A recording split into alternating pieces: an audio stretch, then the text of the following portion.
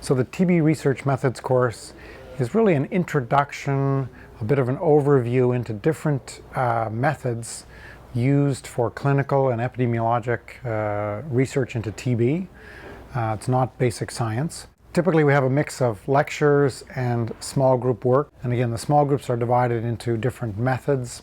So you'll have a small group in molecular epidemiology or operations research, and they will work over the course of the week to develop a protocol, and by Friday they present that protocol in a group session altogether.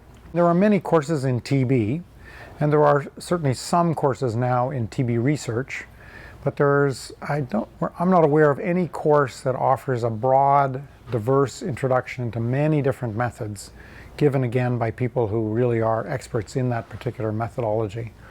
So it's a broad overview. There's a bit of hands-on, so it's a nice introduction. It's certainly not, we're not trying to train people necessarily to walk out of here experts in doing randomized trials. That's not realistic, but they should at least have a much better sense of what's involved. They would at least be able to read a paper much better and understand it. They may well be able to understand it when someone asks them permission to do a randomized trial in their setting or asks them to be a co-investigator.